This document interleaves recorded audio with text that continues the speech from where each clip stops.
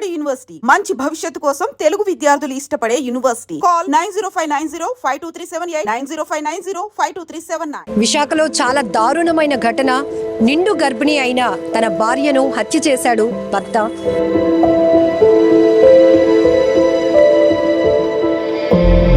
చున్నీతో ఊరేసేసి చంపేశానని చెప్పి ఒప్పుకున్నాడు. అంటే బాడీ కలర్ అంతా చేంజ్ అయిపోయింది. అండ్ ఆ అబ్బాయికి కూడా మొత్తం అన్ని స్క్రాచెస్ ఉన్నాయి, లైక్ నెయిల్ మార్క్స్ హ్యాండ్స్ మీద, దీని మీద మొత్తం ఉన్నాయి.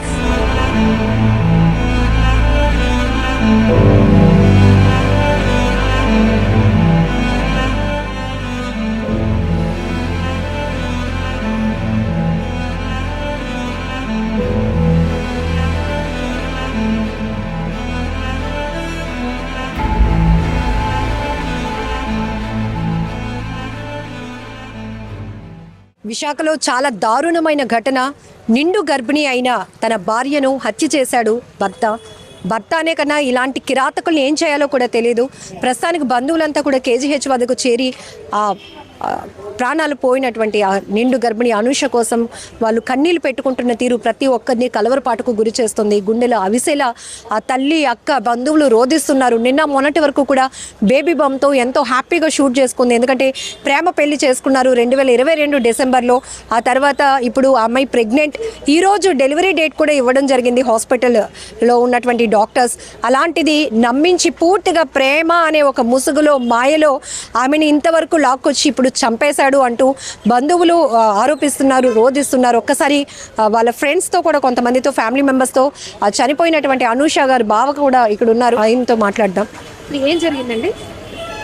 నైట్ 10 కూడా కాల్ చేసిందండి. తను ప్రాబ్లం ఏం లేదు, మార్నింగ్ హాస్పిటల్లో జాయిన్ చేస్తానన్నాడని కూడా చెప్పిందండి. అయితే నైటే జాయిన్ చేయమన్నారంటండి హాస్పిటల్లో మేడం డాక్టర్గా అయితే. కానీ మార్నింగే జాయిన్ చేస్తానని చెప్పేసి అన్నాడంటండి. అది మార్నింగ్ మాకు వాళ్ళ ఫ్రెండ్స్ నుంచి కాల్ వచ్చింది. వెంటనే పోలీసులను గట్టిగా నిర్బంధిస్తే అప్పుడు ఒప్పుకున్నాడు అంటండి.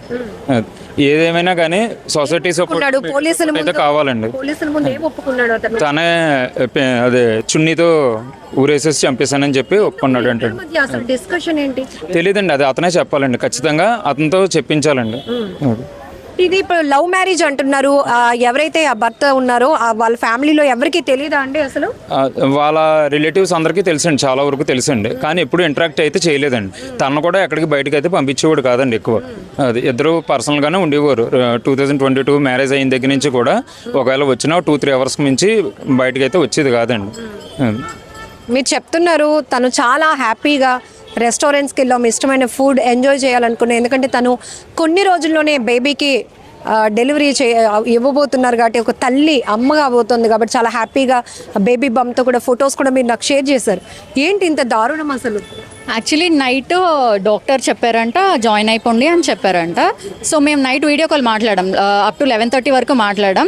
సో ఏం చెప్పారంటే లేదు గని చెప్పాడు మార్నింగ్ వెళ్దాము, ఇప్పుడు ఎందుకులే డెలివరీయే కదా చూసుకుందాం అని చెప్పాడు.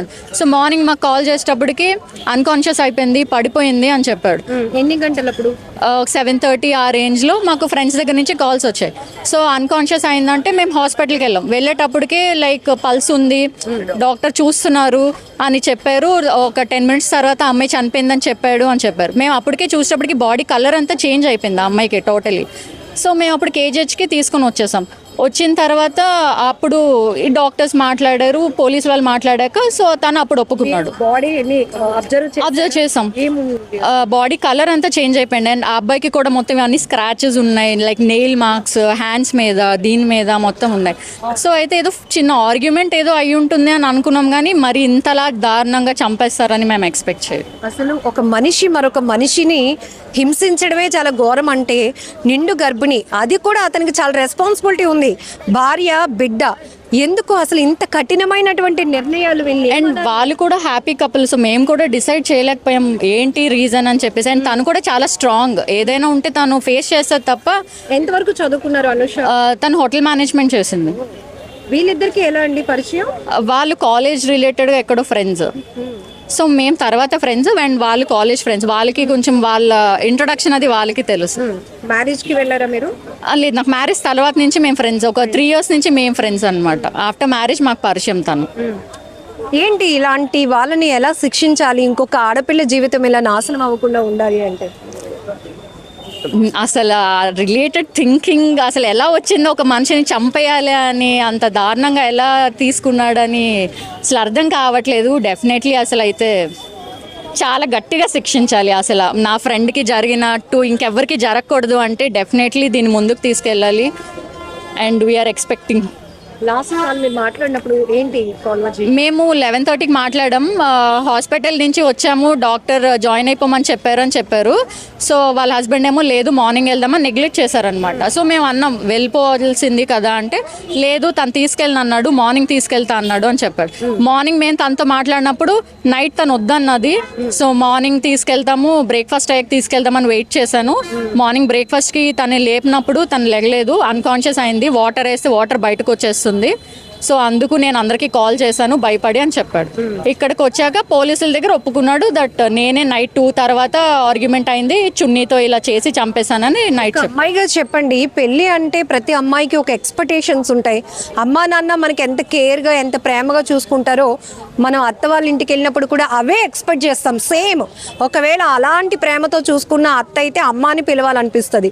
ఇంకా అలాంటి భర్త దొరికితే గాడ్ గిఫ్ట్ అనుకుంటాం. అలాంటిది మీరు చెప్తున్నారు ఇద్దరిని మేము ఆఫ్టర్ మ్యారేజ్ తర్వాత చూసినప్పుడు అసలు ఇలాంటి డెసిషన్ ఇలాంటిది ఈయన చేశాడా అని షాక్ అవుతున్నాను అని తెలిసిన తర్వాత మీకు ఏమనిపించింది?